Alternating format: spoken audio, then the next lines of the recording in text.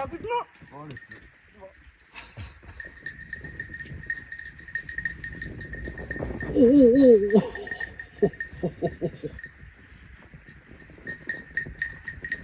tu vois, vu que ça fait un petit moment qu'il en a pas fait, c'est de lui redonner le côté cool dès le départ sans venir mettre des ordres directs. On sait que ça va être le bordel de toute manière, parce que ça fait longtemps, il est chaud, il fait froid, les chiens sont bien chauds. C'est de le laisser, tu vois, les 3 secondes dès le départ. D'accord. Exploser. Il fait rien de mal en plus, toi t'as pas un chien qui vient taper le grésil. Et après on vient commencer à travailler. Et il est quand même moins excité qu'au Ouais. début, il a pas la queue en l'air là. Hein. C'est ça. Alors souvent le fait de faire une pause, ça permet au chien de réfléchir et de prendre en maturité sur ce qu'on est en train de lui, sur ce qu'on lui apprend. Tu vois là il est vraiment posé en mode boulot. Donc je lui donne aucun ordre, tu vois, je me mets juste en mouvement, je lui mets de la pression voilà, pour qu'il s'écarte, qu'il aille tourner. Et l'objectif c'est vraiment de le laisser développer le naturel.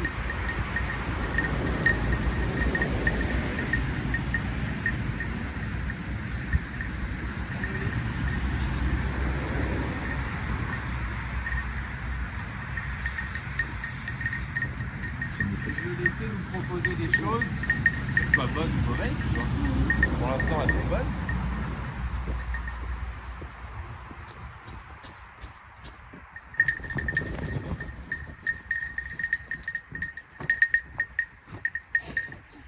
Donc là il a ce réflexe de se bloquer.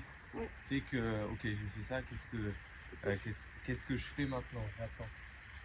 Ça peut s'expliquer, peut-être que non, tu fais de l'agility avec lui, je sais plus, du Non. dog dancing. Mais je fais des tricks, des. Ouais, donc tu vois, il est dans l'ordre de qu'est-ce qu'il faut que je fasse maintenant. Donc le chien peut se poser des questions, et naturellement, il attend l'approbation de la suite. Ouais. Donc là, c'est de le mettre en mouvement pour qu'il se développe de ça. Et qui reste naturel dans sa manière de faire et qui se bloque pas justement, je l'expliquais dans une vidéo, qui se bloque pas sur son œil. Ouais. Tu vois, juste je fixe les moutons et on voit ce qui se passe après quoi. Tu vois, je garde ma pression pour qu'il reste en mouvement et qu'il reste aussi à l'écart des moutons et je l'enlève dès qu'il est bien.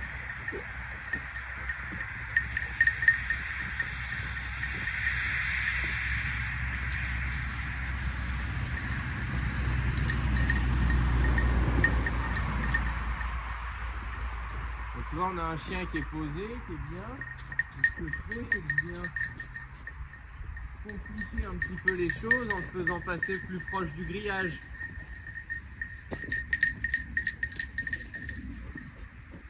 On vient rajouter de la difficulté au fur et à mesure.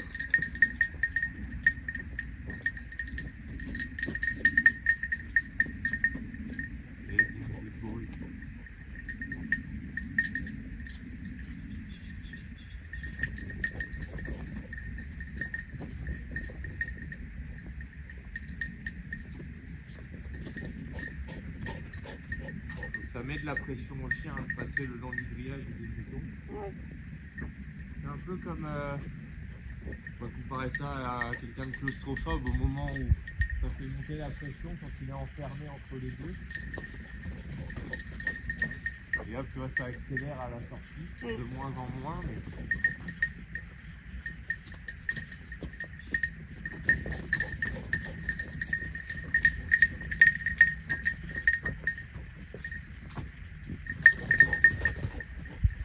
Tu vois, c'est apprendre au chien à gérer la pression de la situation. Et comme dans tout, plus on le répète, plus on évolue.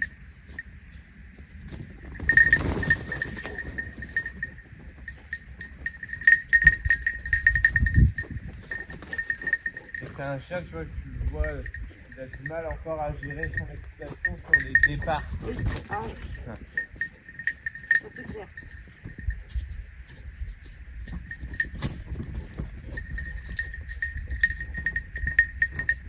Le départ est un peu synonyme pour lui de j'explose. C'est très bien ça, mon grand. C'est pareil en balade. Hein. Ouais, dès que tu pars.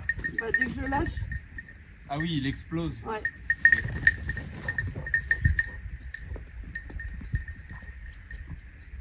Tu lui dis quelque chose quand tu le lâches? Je lui dis vas-y. Ok, tu as essayé de rien lui dire? C'est pareil. Ok. À chaque fois que tu le lâches, tu t'arrêtes? Oui. Tu en as assis, je suppose. Bah, en fait, il se couche naturellement en fait dès que je veux le détacher. Ce que tu peux tester, c'est un truc que moi j'ai mis en place quand je fais des balades collectives notamment où tu sais, t'as plein de chiens. Et au moment où tu les lâches, bah, le réflexe c'est que tout le monde s'arrête, demande à son chien de s'asseoir, ça détache et allez-y. Sauf que là tu te retrouves avec 15 chiens en fait qui explosent. La technique c'est que tu marches avec ton chien, quand tu marches tu le décroches sans rien lui demander. Du coup en fait il continue dans son rythme. Et par conséquent, bah, il n'a pas ce côté je m'arrête, c'est ce rituel de je vais pouvoir courir dans tous les sens.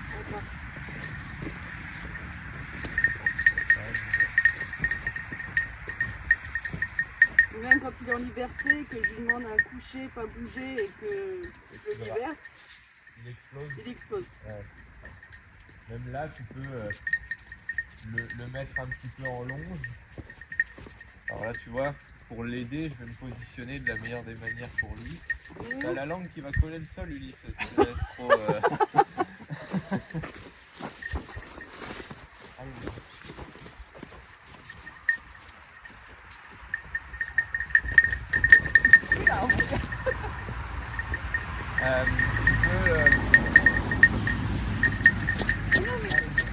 Chez moi.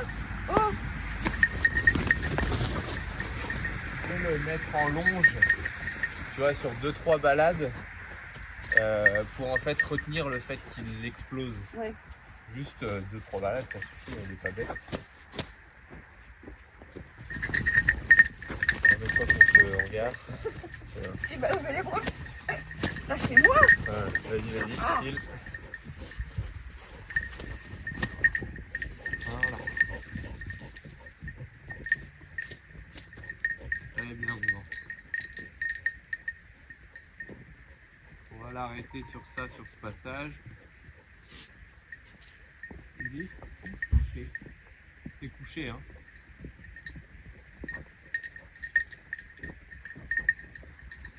Et pareil, tu vois, c'est compliqué pour lui de se coucher quand ça bouge encore. Je me colle contre le grillage, Ouais. le mouton s'arrête et lui naturellement peut plus facilement s'arrêter. Tu lui dis de pas bouger? Ouais. Pas bouger.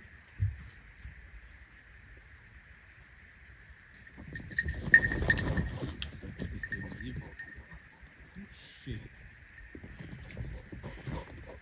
Couché. Parfait, très bon exercice. Donc dans ces moments-là, moi mon rôle ça va être de protéger mon troupeau. Et de mettre de la pression au chien pour qu'il s'écarte. Couché. Pas bouger. Pas bouger.